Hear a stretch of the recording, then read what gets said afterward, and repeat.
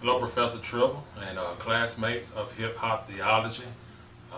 It's a good day. I think we all can agree that this class has been one that is very informative, one that is very enlightening, give you a different outlook and opinion about hip hop and about rap music.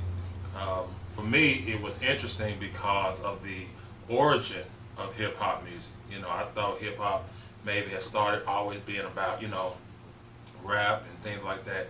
But to hear that it started from DJ Kool Herc as a way of getting money for one of his relatives for school clothes, and that's how he started DJing, and then hip hop just kind of took off from there.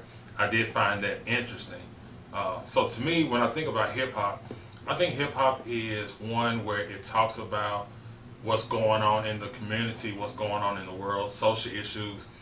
So it talks about that, and it's not necessarily into the gangster rap yet, but hip hop is about having fun, coming together, enjoying each other, enjoying the atmosphere, and just having a good time. And so to me, that's what hip hop is. So hip hop is always about having fun, things of that nature. So to me, there is a difference between hip hop and rap, and I'll get into a little bit later. But to me, hip hop can be rap, but rap doesn't necessarily have to be hip hop. To me, hip hop is a positive message, where rap is a negative connotation for me. Hip hop, again, is a fun atmosphere in the community, where rap talks about and degrades women and talks about racial issues and gun violence and black on black crime. So that's what rap to me in that transition. So early positions of hip hop. Early positions of hip hop were one that talked about social issues, racial tension, black on black crime again, the what's going on with the community, what's going on with the absence of black men in the household, police brutality. All of this is going on, and this is the backdrop, or rather what hip hop comes out of. And this is the connotation, the context rather, of what hip hop is when it comes into fruition. I believe the early 90s with groups like NWA, that's where it went from hip hop into rap, gangster rap in particular. This next clip shows how NWA had a song. I definitely won't say the name. For one, I'm in the church, but two, you know the song, F the Police. And I'll play a little clip of that here, but you'll see and you'll feel how the anger that they had towards police and towards the judicial system at this time because of what happened. So I'll play that clip. Fuck the police coming straight from the underground. A young nigga got it bad cause I'm brown and not the other color, so police think they have the authority to kill a minority. So as you can see, these guys, as their name tells, they are niggas with attitude, and some of them have a right to have the attitude that they have.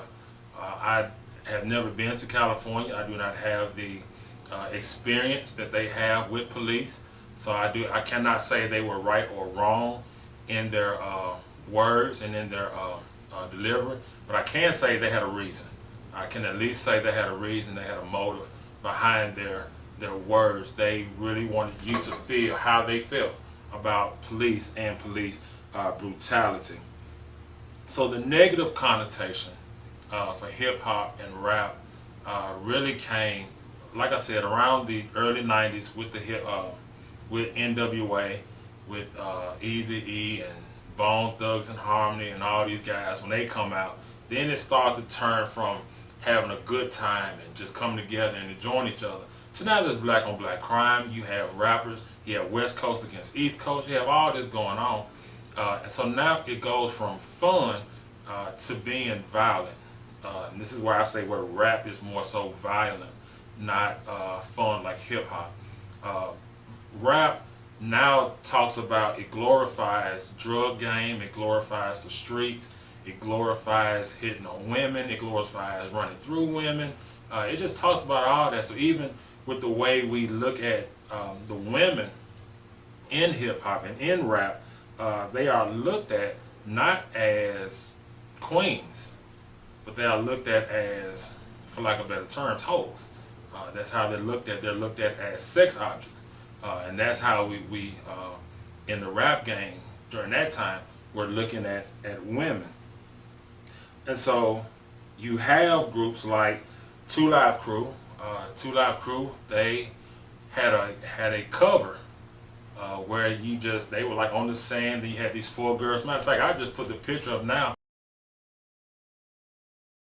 You have these guys on the ground, and the four girls are on standing above them. But if you notice, their backs, the women backs, are to the screen, and they're facing the other way, which to me says that it's not about who they are, it's about what they look like and how their bodies are shaped. So women wasn't looked at as queens; they were looked at more as hoes. And in our reading in the class, it talked about how the industry profits off of the sexism in hip hop, how women should look a certain way, women should be talked about a certain way. And it's funny because they are degrading women, but you have a lot of women who buy hip hop and buy rap music. I just find that a little strange, a little funny. But you have guys, Two Live Crew, again, on that cover, Get It Girl. You have the four women that are not facing the screen, but they are facing away from the screen, and their backs are to the camera. And so you have guys like Lupe Fiasco. Lupe Fiasco, one of the songs that really struck a nerve with me was the song Dumb It Down. Dumb It Down talked about, the first hook talked about education, where the guy is saying how you're using big words, and we didn't graduate high school, so quit using big words.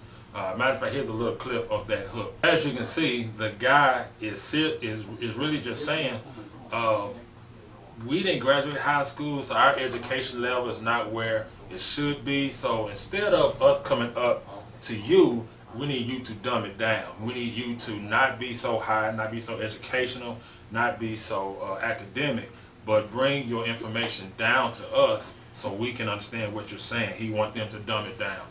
And then secondly, the second hook of that song is where the Caucasian gentleman, he talks about how women are believing that it is now cool to be smart. Matter of fact, let me just play the clip for you. You've been shedding too much light, Lou. You're making them want to do right, Lou. They're getting self-esteem, Lou. These girls are trying to be queens, Lou. They're trying to graduate from school, Lou. They're starting to think that smart is cool, Lou. They're trying to get about the hood, Lou. I'll tell you what you should do. So as you can see, this Caucasian gentleman is showing that it's not good to be so academic, it's not good to be so positive. If you really want to make it in the hip hop game, if you really want to be successful, then you need to dumb it down. Quit being positive, quit uplifting the women. Let the women stay where they are, because we have them looked at as hoes and prostitutes in the hip hop videos, music videos. So let's keep them right there. Let's not give them positive reinforcement. Let's not bring them up. And so we see how in that video, Lupe is saying that I'm not going to dumb it down. I'm going to be who I am, and you'll have to come up to where I am, so we can all be who we're supposed to be. And he will not compromise his conviction for the mighty dollar. So we see here how there is a difference in my assessment. There's a difference between rap and hip hop. The police brutality that is spoken of so much in the rap music, there was a group, KRS-One, rather, an artist, who came out with a song called Sound of the Police. And let me just play the first part of that video here. Whoop, whoop. That's the sound of the police. Whoop, whoop. That's the sound of the beast. So as you can see, KRS-One says that that's the sound of the police, but then he calls them also the beast. Most beasts aren't nice, most beasts aren't kind. So he's saying that the police that are supposed to protect and serve are not protecting and serving, but yet they are the beast. So he takes them out of their positive connotation and puts them in a negative outlook, that they're not the nice people that most people see them to be. In most communities, they are not nice, but yet they are the beast. And so earlier in hip hop, Just 100 years after Lincoln signed the Emancipation Proclamation that freed the slaves, 200,000 people converge on the nation's capital to rally for civil rights. They come by train, they come by bus and by air. They come from the north, the south, the so you see how Martin Luther King and that time, the civil rights movement, how they were positive. They were at Washington, not trying to cause trouble. They were just trying to get their voice heard, get their point across. But yet, Chuck D, rather, with Public Enemy says, that's not how we're going to do things now. It's that time is done. So there's a generational gap. And so that says a lot about how today's generation handles adversity, how today's generation handles issues is different than how it was with the civil rights movement. But today it is different.